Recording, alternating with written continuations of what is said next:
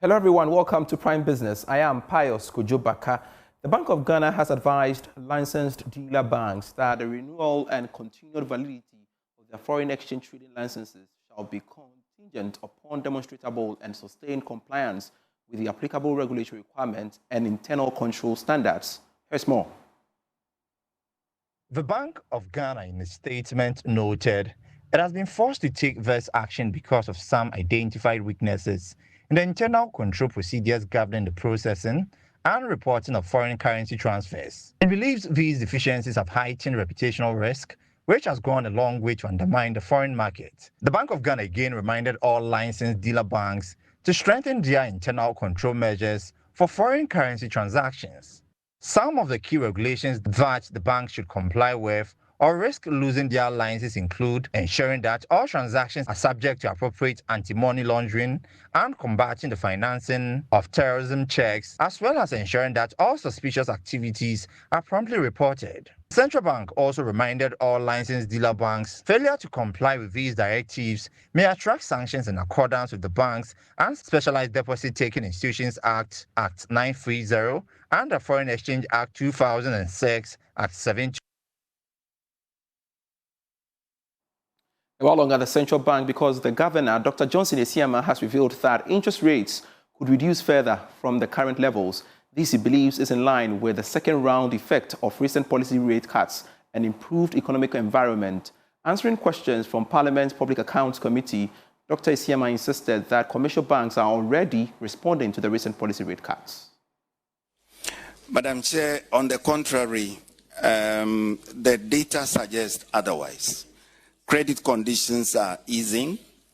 As at our last MPC meeting, end of November, it was reported that average lending rates had declined to 22.2% compared to 30.5% a year earlier. So on the contrary, things are actually getting better. Lending rates are on the decline. The GRR, the Ghana reference rate, has come down sharply. And it's now around 15% or thereabout. So, Madam Chair, we are on the bend. The lending activity by the banks is following the general stabilization, the general decline in other interest rates. We hope to see more of this as we go. Reacting to the development, senior lecturer at the University of Professional Studies, Accra, UPSA, Dr. Eric Boachi-Yadom, expressed cautious optimism about Ghana's interest rates, stating that it will take a while before they begin to drop drastically. He spoke to Joy Business. How long depends on the confidence that they have in the policy rate. That is why any policy rate that you are offering, it should reflect the general dynamics in the economy. But where there's skepticism as to whether indeed the rate should go down, because mind you, if rate goes down, then people rush to come for loans, and the rate go high again, it's likely to affect borrowers that may be doing a floating rate. So the confidence in the economy is what will cause commercial banks to be able to bring it down. Most often, the central bank may end up appealing to commercial banks to bring their rates down, but it's more of business, that you don't want to also bring it so down to a point where it may affect your general operations. So the wait and see attitude will continue to persist until a certain level of confidence, businesses or commercial banks get that level of confidence they expect to see in the economy. This evening, 3 petroleum production companies operating in the country's oil fields are in court over the payment of a $2 million surface rental charge to the state. These companies are challenging the payment of these charges despite ending their contracts in Ghana. Answering questions from Public Accounts Committee, Commissioner General of the Ghana Revenue Authority, Anthony Sapon, said they are doing everything possible to retrieve the funds. These amounts relate to 3 companies whose agreements have been terminated, and currently they are not operating and are not in the country. However, we are still working through the other related agencies, which is Petroleum Commission, and I've notified them that anytime that they appear in the jurisdiction, they will support us in terms of recovery. Secondly, we are also working through what we call the exchange of information channel with the countries in which these three entities reside formally to be able to provide the fact that they owe taxes in Ghana and use that means to collect them. At the moment, Chairman, these processes are ongoing, and for those three companies, we have not recovered the amount. Finance professor at Andrews University's William Pepra has urged the Goldbod to address all the operational challenges arising from past occurrences and ensure it has a strong balance sheet to effectively carry out its transactions. According to him, these measures are critical to boosting investor confidence in the sector. He spoke to Joy Business. So when it comes to sustainability, the best judge is by settlement discipline, and then also transparency and reducing dependency on the central bank. So I'm sure the central bank itself, as we know, is trying to move away from it. And we've been able to find, with Goldbod balance sheet to be able to contain all the losses and gains that may come out with the transaction. For investors want the Goldbod transaction to be more predictable in terms of pricing. And that also when they want paid, especially local investors, those who buy the gold from the artisanal miners, they want to be sure that Goldbod will have the money to pay them anytime. If not, they will start smuggling it out. So these are the operational issues that must be addressed. So operational issues must be addressed. We have to make sure that Goldbod has the balance sheet, very big balance sheet to be able to do these transactions, and this will make sure there's confidence in the market.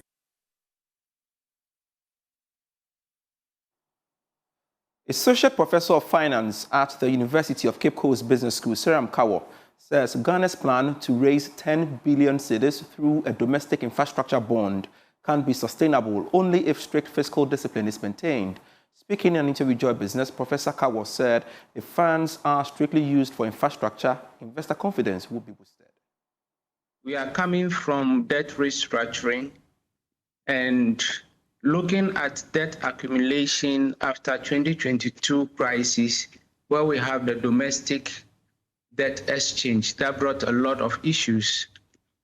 It means that the bond that will come in, we must also have at the back of our minds that we have asked for debt relief, that is for debt relief in terms of forgiveness of about 137 billion Ghana cedis debt that has been given.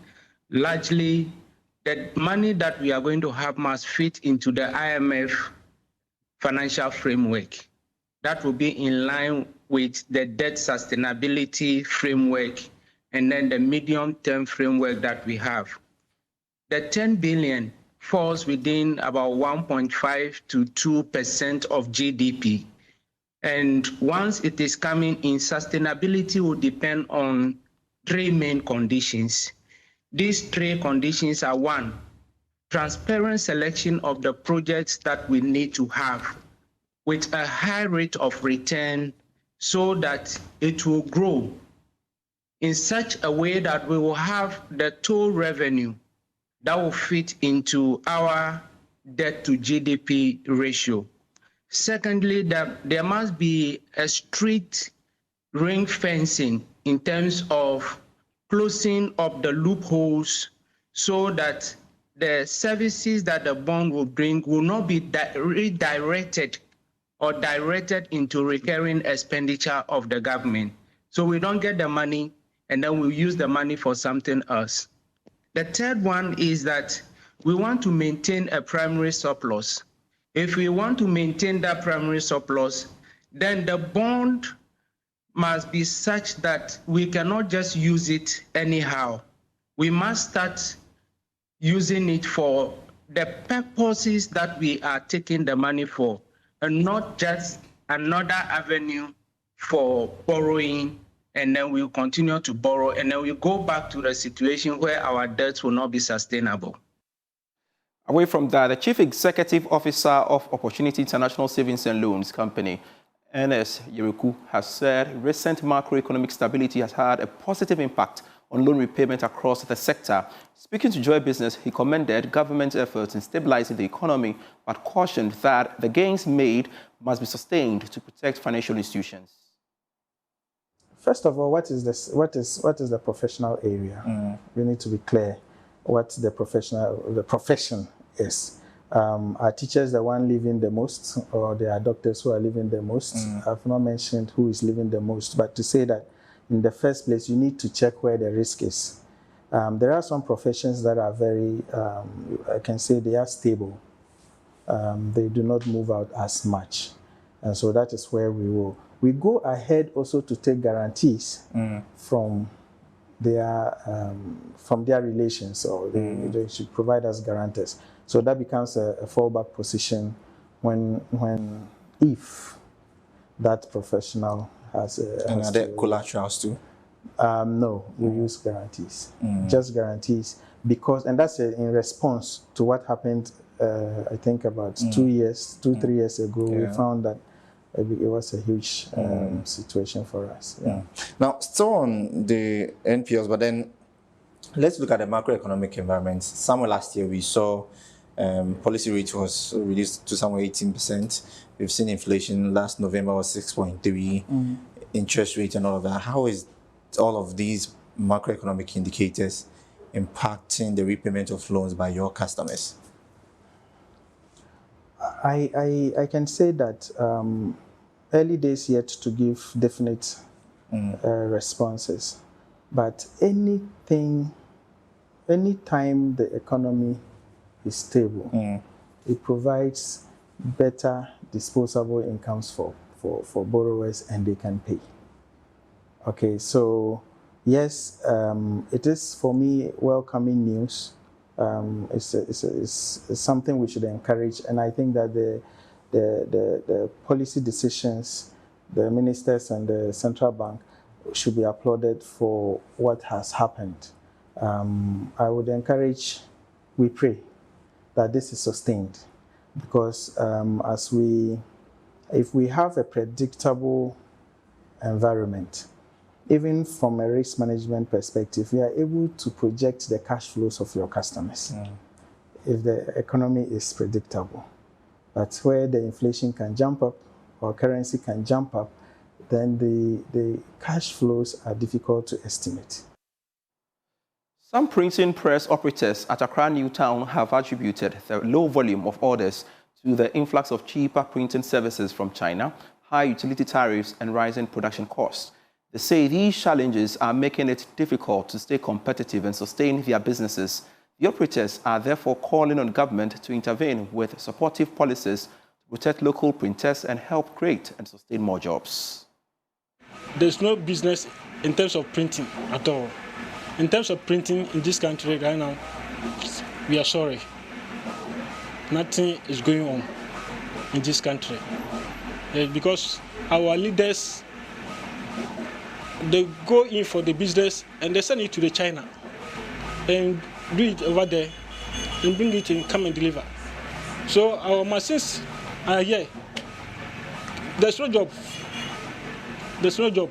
Like before, let's say about some years back, about 3 years back, like this calendar, they will come for about thousands or 10,000s of it. But this year, they run only 500. You see, because the demand is down, but the materials cost is high. So it makes the customers not to produce high, but produce purchasing small. The market, I would therefore say, is good, but not actually, due to material cost and production cost, you see.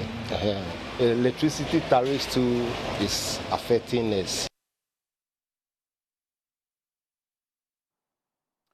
Ghana's cocoa sector is weathering a sharp downturn in global prices, yet continues to deliver strong earnings for the country. Winston Taki has more.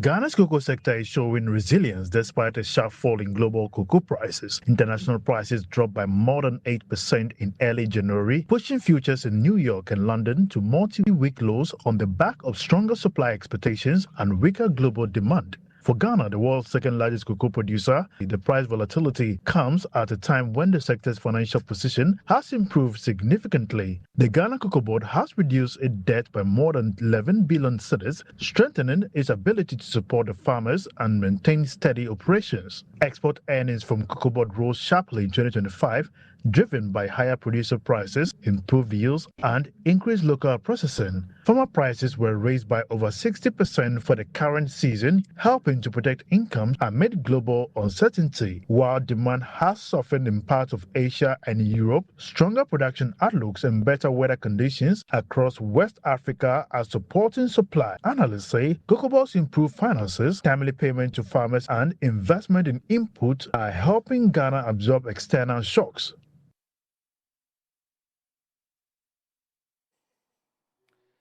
That's it for Prime Business. I am Pius Kojo Baka. Prime Source is next with Razak Musbao.